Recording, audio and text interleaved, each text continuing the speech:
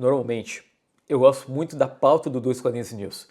Mas, gente, tem semanas que tá mais legal ainda. Então senta aí, esse é o momento, tá, do teu domingo ou da tua segunda, meio-dia, para tu dar uma relaxada, tá? Então, vamos lá. Seguinte, essa semana, ou quer dizer, exatamente hoje, né, hoje pela manhã, quando eu tô gravando o vídeo, domingo, a Panini Itália divulgou capas exclusivas de Queda de Murdoch e Cavaleiro das Trevas pelo Frank Miller. E aí aquele momento mágico que a gente tem de apreciar a arte do Frank Miller, né? Um traço aí, o novo Frank Miller gera muita polêmica, mas galera, falar pra vocês, tá, nossa, o Cavaleiro das Trevas, ele tá muito estranho. Vamos voltar aqui pro Demolidor. Então, peraí, deixa eu me lembrar a data. Em novembro? Novembro, sai lá na Itália, então, uma edição especial da Queda de Murdoch e uma edição especial do Cavaleiro das Trevas, com essas capas exclusivas, que elas vão estar disponíveis no Luca Comics, que é aquele festival gigantesco que tem lá na Europa de quadrinhos e jogos. Vou falar pra vocês, tá? É muito possível que a Panini Brasil, porque geralmente a Panini Itália, como ela é a matriz, ela acaba ditando muito do que a Panini daqui vai publicar. E, cara, a chance de sair um Demolidor a Queda de Murdoch com essa capa é grande. E assim, tá bonitona. Gente, olha essas cores, elas são do Alex Sinclair, que me lembra muito a Lynn Varley lá no Electra Vive. Pô, essa capa tá fenomenal. Pior de tudo, eu já tenho a Queda de Murdoch. Mas se acontecer da Panini Brasil se a Panini Brasil publicar essa capa do Cavaleiro das Trevas, eu vou ficar com o meu Cavaleiro das Trevas lá, bem feliz. Tô bem tranquilo, né? Mas, opa, peraí. Mas isso aqui me dá uma vontade. Pá, olha que coisa linda, cara. Você sabe que a abertura do programa, ela sempre busca uma informação fora da caixa, né? Inclusive, esse vídeo tem duas aberturas. Então vamos para a segunda informação. No podcast The Escape Pod, Rob Liefeld, que foi entrevistado por esses garotos, ele trouxe uma informação muito importante sobre o Dead Pinto. Esses jovens, provavelmente queriam farmar aura durante o podcast Rob Liefeld. Eles perguntaram o seguinte: se o Deadpool, olha a reação do garoto ali, se o Deadpool fosse, tá, se o Wade Wilson, né, ou seja, um pré-Deadpool, se ele fosse circuncisado, né, se o Deadpool, né, ou seja, o Wade Wilson do futuro, já com poderes, se o Dead Pinto, ele seria recomposto por conta do fator de cura. Ah, velho. Isso aqui é entretenimento. Então, Rob Liefeld, ele fez o seguinte. Ele ignorou a pergunta desses dois jovens e falou o seguinte: não, o que eu posso dizer é que o Deadpool tem um Dead Pinto gigante. Então, ele falou que, na verdade, ele disse que todos os personagens que ele já criou são bem avantajados. Ele chega a citar, e aí me faltou a referência, o Liefeld fala daquele Cavaleiro dos Sete Reinos, eu não consegui assistir ainda, eu quero ver, eu vi 30 minutos, parece que é bem legal, né? Que é uma parada Game of Thrones meio Deadpool. Então ele chega a fazer uma referência, aí os jovens perguntam qual personagem dele tem o maior Dead Pinto, né? Quais das suas criações. Aí o Liefeld diz que se o Cable fosse responder essa pergunta, provavelmente ele diria que ele é o detentor do maior Dead Pinto. Cara, isso é muito bom. Gente, a gente tá aqui para informar.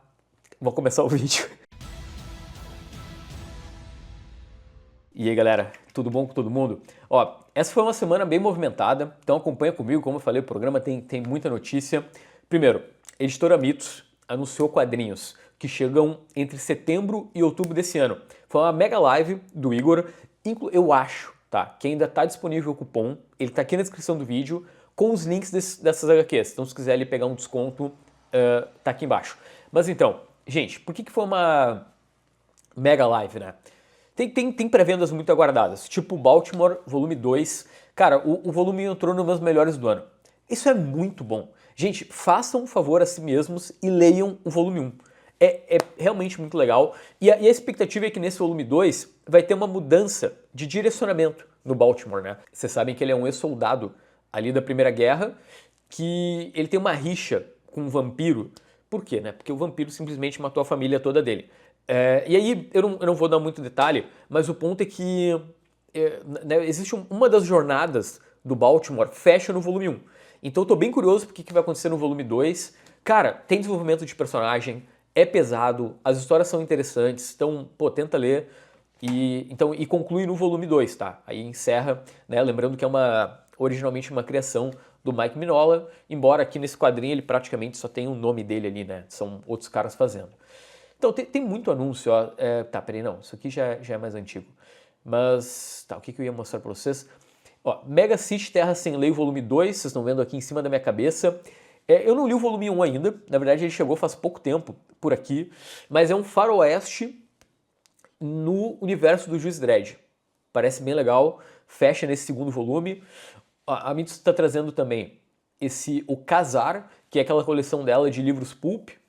Ó, tem A Era de Ouro dos Quadrinhos, volume 2. Né, para quem não sabe, o conteúdo desse encadernado são tiras clássicas da primeira metade do século XX. Então vai ter Popeye, Flash Gordon, vocês estão vendo ali, Fantasma, Mandrake, né? Tem Príncipe Valente. É uma reunião, né? Um passeio, né? Por esses personagens clássicos. A minha voz tá meio estranha, porque eu tô meio atacado da rinite. Gente, deixa eu mostrar pra vocês. Cara, lá no Telegram do canal, foi muito engraçado. Porque a galera começou a questionar se o Conan da Mitos não é um esquema de pirâmide. Porque assim, ó, a gente tem certeza que o universo do Hellboy é esquema de pirâmide, né? Cara, se aparecer uma formiga com algum destaque num quadrinho do Hellboy, é capaz dela ganhar um ônibus. Mas o que a galera não sabia é que o Conan, ele também tá dentro desse contexto, ó. A Espada Selvagem de Conan, o Bárbaro e outros contos de Robert E. Howard. Esse é mais um ônibus, né, da Mitos, que ele tem um conteúdo semi-inédito no Brasil. A própria Panini chegou a publicar. Inclusive eu pulei essa edição porque eu não sabia se era legal ou não. Era tanta coisa de Conan, eu acabei pulando. Até me dava, bom, agora eu vou pegar o da Mitos, né? Mas então, em 2023, a Panini publicou parte do conteúdo lá desse novo ônibus da Mitos, que é o Robert E. Howard Savage Swords. Essa foi uma revista que durou de 2010 a 2015 e lá fora ela reimprimia, inclusive, muita coisa da Espada Selvagem de Conan clássica e também tinha material inédito, principalmente de outros personagens que são outras criações do Robert E. Howard, tipo Solomon Kane, Dark Agnes, Bram McBourne. Tá, mas o lançamento que pegou todo mundo de surpresa e muita gente comemorou é o Flash Gordon, volume 1. Percebam aqui, deixa eu pegar o conteúdo original. Ó. Vai pegar as tiras de 1º de janeiro de 34 até 18 de abril de 37, inclusive com um prefácio do Alex Ross, tudo colorido. Eu já vou mostrar o tamanho especificamente, né? Mas, cara, é a proposta que imagino que todo mundo quer, né? É o Flash Gordon bonitinho, em ordem cronológica. A gente está falando de um material que já saiu algumas vezes no Brasil. Por exemplo, cara, de longe, a edição mais famosa é essa da Ebal. Cara, saiu em 1973. Eu já peguei da mão, né? É gigantesco. Assim, olha a dimensão. Saiu pela Ebal em 47 por 33. Gente, é tipo uma mini prancha de surf de Flash Gordon. É lindo, lindo, lindo. Aí a Pixel também chegou a publicar no Brasil em 2015 e aparentemente, tá, o conteúdo dessa nova edição da Mitos é idêntico a esse da Pixel. E o formato é parecido também, ó. O da Pixel era 28 por 21. O Igor comentou na live que vai ser 28 por 25, aparentemente. Essa nova coleção da Mitos é inspirada numa publicação da editora Mad Cave, né, a editora original lá de fora, que começou a sair em 2024. Porque a edição da Mad Cave também tem essa introdução do Alex Ross que a Mitos anunciou. Então, até agora, saíram 7 volumes por lá. E aí tu vai dizer, Vini, então, né, quantos volumes vão ser? Então, o Flash Gordon, para quem não sabe, ele é publicado até hoje. Então, tecnicamente, não tem exatamente um fim. Outro ponto. Você sabe que quem anunciou que ia publicar Flash Gordon no Brasil e criou um hype muito grande dos leitores foi a editora Tábula. Né? Eu não vou me lembrar o ano, mas acho que faz uns 3 anos já isso. Né? A editora meio que abriu, né? A Tábula nasce falando que ia lançar o Flash Gordon, deixou a galera super empolgada, e aí de repente eles comentaram que não, eles iam esperar o personagem ficar em domínio público para poder publicar. Pois é, o domínio público de Flash Gordon acontece a partir de 1º de janeiro de 2027, ou seja, falta muito pouco. Segundo o que a Mitos comenta, eles já estão há 2 anos em negociação com o licenciante para publicar no Brasil. Então eu não sei, né? Eu acho que talvez a ideia da Mitos é justamente essa, né? Se adiantar e trazer o Flash Gordon bonitinho. Né? Aí será que a Tábula vai publicar a versão dela de Flash Gordon? Né? A Mitos tem a vantagem de ser licenciado, né? De ter um contato direto lá com o licenciante. Vou ser sincero aqui, tá? Cara, que bom que tá sendo pela Mitos, tá? Que bom. E ainda falando de editora Mitos, essa semana a editora confirmou presença no Gibi SP Festival 2026, 5ª edição do evento. Acontece nos dias 12 e 13 de setembro, na Liberdade, ou seja, é bem fácil de chegar. No último vídeo eu também falei do evento, então vou dar uma reforçada aqui. Lembra que os ingressos estão aqui na descrição do vídeo, vocês podem clicar, tem lá o link pro Simpla. E, gente, tem muita atração, inclusive atração internacional. O Fábio Civitelli, eu acho que eu pronunciei, meu italiano não tá muito em dia, mas desenhista de Bonelli. Cara, vai ter um painel, por exemplo, com o Dorival, né, editor de Tex pela Mitos, então ele vai provavelmente fazer uma entrevista bem legal com o Fábio. Simplesmente a gente tem a nata da Gibisfera nesse evento. Cara, Ivan Costa, Pedro Mauro, Lando Luiz Del Manto. Então olha só, falta tu, tá? Tem toda a nata. Aí se tu estiver lá, vai ser mais legal ainda. Então entra aqui embaixo no Simpla e garante teu ingresso. Atenção, a partir de agora tem spoilers sobre, um forte rumor sobre o futuro da Marvel Comics, tá? Então tu pula essa parte do vídeo caso tu não queira. É que, como ainda é um rumor, talvez seja legal tu assistir. Então acompanha comigo. Essa semana a Marvel foi lá e despretensiosamente publicou uma capa variante e um preview da nova fase dos Vingadores que estreia lá em novembro.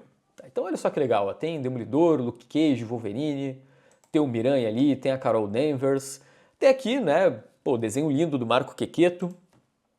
Que legal, ó, aqui a Carol Danvers, como eu falei. Então, um inocente preview, né? O que ninguém previa, é que a Marvel teve que deletar essa página que vocês estão vendo. Por quê, Vini? Porque, a princípio, vazou um personagem. Aí isso é teoria minha, né? Porque eles não, obviamente, não explicaram por que tiraram a página do ar lá do site da Marvel. Mas, ao que tudo indica, é porque vazou um membro dos Vingadores que é para ser uma surpresa. Lembrando, então, muito provável spoiler a partir daqui. Ao que tudo indica, finalmente teremos aí a estreia do Miracle Man no universo Marvel. Tá, essa imagem que eu peguei aqui foi uma... É que a Marvel fez há uns anos atrás, a Marvel fez um mês especial com capas variantes, né, onde o Miracle Man co-protagonizava, né, a imagem. Então aqui tem um Homem-Aranha com uniforme negro com o Miracle Man. Cara, que cena incrível. Senta aí, que agora vem a história. O Miracle Man, ou na verdade não é o Miracle Man. O Marvel Man, ele surge nos anos 50. Tá? Eu vou resumir rapidão, porque tem muita gente que pode não saber a importância desse personagem, e então eu acho que é legal o contexto. Nos anos 50 surge, então, o Marvel Man, que era uma cópia, literalmente um plágio do Capitão Marvel, né, lá na Inglaterra. E aos poucos os personagens foram se desenvolvendo e ele virou um ícone dos quadrinhos ingleses, mesmo ele sendo, como eu falei, uma cópia safada do Shazam, né, do Capitão Marvel. Chega num ponto que o Alan Moore escreve o Miracle Man ali nos anos 80 e, cara, é um quadrinho que muda tudo. Assim, para quem gosta de Watchmen, imagino que o planeta inteiro, o que o Alan Moore fez no Watchmen é, na verdade, talvez até um aprofundamento do que ele já estava ensaiando lá no Miracle Man. Chegou num ponto que o Miracle Man, por incrível que pareça, ele incomodou a Marvel, porque era Marvel Man, e aí eles tiveram que trocar para Miracle Man, que é um nome bem legal também. Gente, aí a história é bem longa, tá? Não vou detalhar tudo, mas ele quase virou personagem de Spawn, porque os direitos ficaram meio perdidos, o Todd McFarlane tentou comprar, ele chega a citar o Miracle Man, eu acho que é no Sun e Twitch. Quase o Miracle Man interagiu com o Spawn. Mas aí em 2009, depois de muita briga, a própria Marvel foi lá recuperou os direitos, e desde então, cara, o Miracle Man é publicado pela Marvel e se ensaia um encontro dele com os super-heróis. O indício mais forte que a gente teve foi quando apareceu o logotipo do Miracle Man numa revista que era meio que um... Sabe quando a Marvel publica esses Point One, que é uma revista que mostra o... meio que tenta te instigar enquanto leitor para ver o que vem por aí. E aí o que vinha por aí, né, tem uns anos já isso, era o Miracle Man no universo Marvel. Mas, cara, o bizarro é que tem anos que essa revista saiu e nada foi feito. Talvez por conta do Neil Gaiman, porque você sabe que o Gaiman, ele estava finalizando a fase dele no Miracle Man, que foi interrompida nos anos 90, aí ele volta a fazer pela Marvel, aí ele é acusado de um monte de coisa, aí para de novo. Parece que o Miracle Man virou um personagem amaldiçoado. Aí tem essa imagem aí que eu comentei com vocês. Será que é o Miracle Man? Pelo fato da Marvel ter tirado o preview lá do ar, cara, é muito provável. Claro, pode ser a Capitã Marvel. As cores lembram a Capitã Marvel. Eu posso estar viajando aqui, mas olha só. A minha teoria, tá? Cara, eu tô me sentindo muito um cara de chapéu de alumínio. Sabe o cara aquele meme do cara com as teorias na parede, assim? Olha aqui. Então, na edição 4 de Avengers Armageddon, que sai mês que vem, tá? Esse mês saiu o número 3, então, quer dizer, essa semana saiu o número 3, mês que vem saiu o número 4. Olha só, um momento crucial na história da Marvel. Um novo personagem entra em cena. O universo Marvel muda para sempre. Os Vingadores se despedaçam com a estreia de um personagem chocante que prepara o terreno para Vingadores número 1 em novembro. Eu tenho a impressão que eu tô parecendo maluco nesse momento. Mas acompanha comigo. Ó como não é coisa da minha cabeça. Tá, estão vendo essa cena? Isso aqui é uma cena icônica dos quadrinhos. É o Miracle Man matando o Doutor Gargunza, que é um dos principais inimigos dele no quadrinho, tá? Então repara, ele pega o cara, joga no espaço e morre lá o Gargunza. Agora, de novo, spoiler, tá? Spoiler do que tá acontecendo agora nos quadrinhos.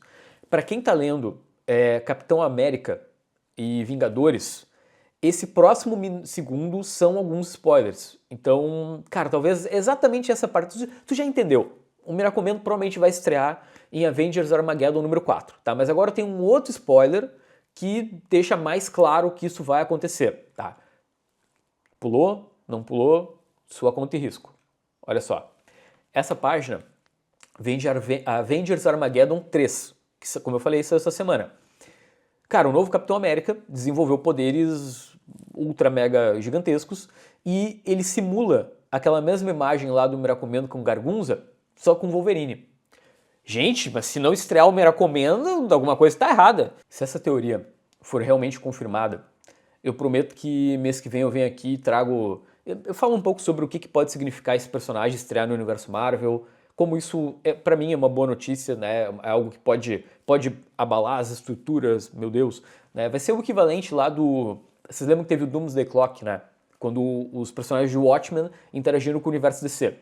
Para mim, o Miracle Man vai ser o equivalente para o universo Marvel, o que pode ser legal. Vamos falar sobre o prêmio da crítica e dos jornalistas franceses, que é o ACBD. Galera, esse prêmio, tá? Eu vou falar para vocês, é um dos prêmios mais confiáveis do planeta Terra. Se vocês derem uma olhada na lista do ACBD, dos vencedores nos últimos anos, eu já comento esse prêmio tem uns 4 anos, acho que no Dois Quadrinhos. Mas então, olha só, saíram os 5 indicados da categoria Comics do ACBD, né? Porque eles têm uma categoria de mangá, eles têm uma categoria de de BD. Então, acompanha comigo. Tem quadrinhos que já saíram no Brasil, ou estão para sair, tipo Drum, que sai pela QS Comics. Tem a Ellen de Windhorn, saiu pela Suma. E aí tem um quadrinho, que vocês estão vendo aqui em cima, ó, que é o Sacrifice. Esse é o volume 4, né? Saiu pela Urban, lá na Europa. Mas aqui no Brasil, a Panini publicou o volume 1. E você sabe onde é que vocês ouviram falar dessa publicação? Pô, aqui no Dois Quadrinhos. Eu acho impressionante que a crítica francesa é obrigada a acompanhar a minha lista de melhores do ano, né, dos melhores do semestre. Porque eu coloquei o Gibi do Pombo, dos Sacrificados, entre os melhores do semestre, porque é muito legal. E aí agora, cara, é só isso que eu tenho a dizer, cara. Lamentável franceses tendo que copiar este humilde canal brasileiro. Mas olha só, Agora quadrinhos que não saíram no Brasil, né? Tongs, volume 1, também está indicado. A Física dos Gatos, deixa eu ler o título em inglês. The Physics for the Cats, de Tom Gauld, que é um autor bem publicado no Brasil, está indicado, então, ao ACBD. O resultado sai em outubro, e aí eu venho comentar aqui no canal. Gente, eu acho, tá? E aí, bom, é que eu não li nem o Tongs, nem o dos gatos aqui, né? Mas, pô, Drum é um forte candidato, né? Ele tem papado tudo que é prêmio. Inclusive, se vocês entrarem agora, aqui embaixo no meu Telegram, com exclusividade, tem um comentário da QS Comics sobre a pré-venda, né? Você sabe que deu uma atrasada no Drum, então eu vou deixar o link aqui embaixo do Telegram. É que eu também postei no WhatsApp, mas você sabe que o WhatsApp, como ele é grupo, ele não tem o histórico ali. Então, né, você pode entrar no WhatsApp e aí você vai ter as novidades, né? Mas os posts mais antigos estão salvos lá no Telegram, né? Mas eu acho que é bem provável que Drum acabe levando. Que loucura isso aqui. Gente, a Marvel ela consegue trazer um negócio que ninguém pediu. Essa semana, então, a editora anunciou para dezembro Origem 3, The Dark Age, por Paul Jenkins e Cafu, que não é o lateral da seleção, é um baita de um desenhista, que na verdade é o que me motiva a ler esse quadrinho. Gente, vocês sabem que Wolverine Origem saiu lá em 2001, é um clássico do personagem, é realmente bem legal. Eu acho bacana que o Origem é meio que uma novela, né? É um novelão, ele não é um gibi de super-herói. E teve Origem 2, que foi horrível. Assim, nossa, o Origem 2 assim, é um negócio que não precisava ter existido. Agora, então, né, a partir de dezembro sai lá fora o Origem 3, e aqui eles vão mostrar o período do Wolverine entre a Segunda Guerra e até ele ser lá capturado pela galera do Arma X. Não precisa, né, gente? Realmente não precisa, não tem porquê. Pegaram o Wolverine na rua e transformaram ele na Arma X. É isso, tá aí um belo de um resumo. Mas aqui, ó, tem algumas capas alternativas. Eu vou ler isso, porque eu sou um tonto. Aí eu vou comentar aqui no canal. Pô, essa capa tá bem legal, né? Falando sério. Mas é isso.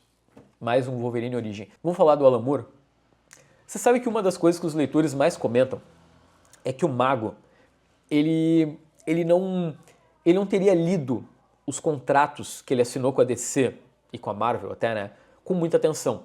Né? Vocês sabem que, por exemplo, Watchmen não volta os direitos para Alan Moore porque existe uma cláusula onde, enquanto a DC estiver publicando, Watchmen é da DC. Pois então, essa semana, ó, esse post, ele vem diretamente do Steven Bissett, que vocês devem conhecer.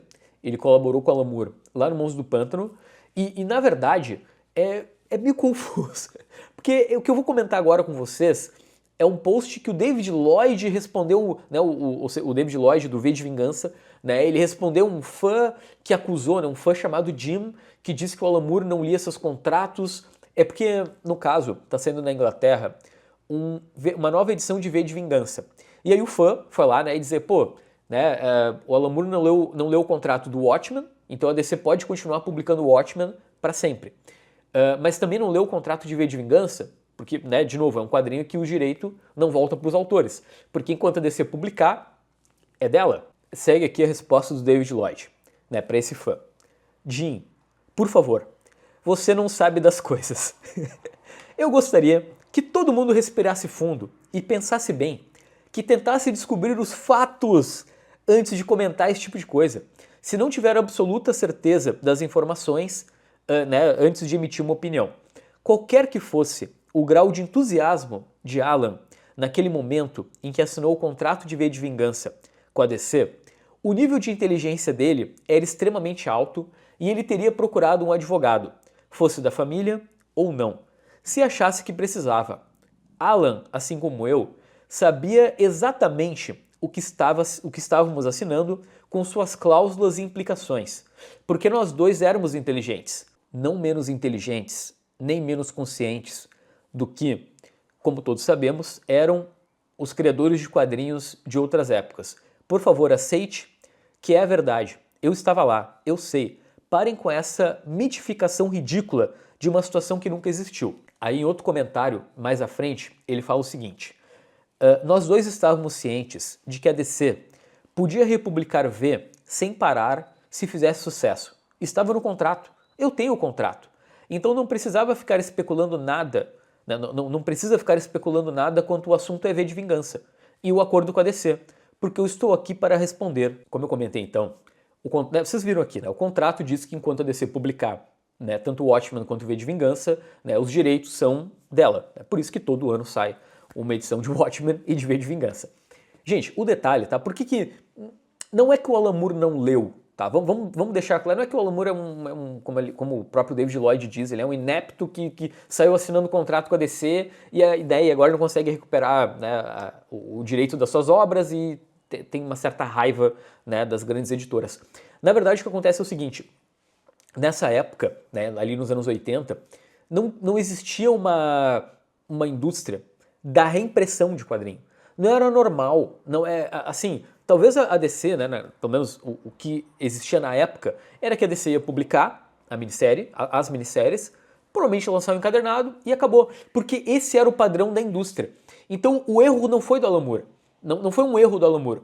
Foi uma mudança da mentalidade da própria indústria que prejudicou ele. E é isso, e esse é o ponto que ele está certo. Né? O contexto mudou, mas o contrato continuou o mesmo. Né? A DC, em nenhum momento a DC falou, opa, Alan, acho que a gente, né, como mudou o contexto, nós vamos ser legais contigo agora e te devolver os direitos. Né? É uma empresa, eles provavelmente nunca vão querer fazer isso. É mais ou menos o que o Ed Brubaker reclama da Marvel. Porque, pensa só, quando ele criou o Soldado Invernal e assinou lá o contrato de que o Soldado Invernal é da Marvel, não existia a possibilidade do personagem ir parar num filme, né? E ter um filme com o título Soldado Invernal. Então, assim, a regra do jogo mudou, mas o contrato continuou o mesmo. E aí vem a reclamação dos criadores. Aí não tem muito o que fazer. Vamos acabar esse vídeo com uma imagem bem legal. Aqui, ó.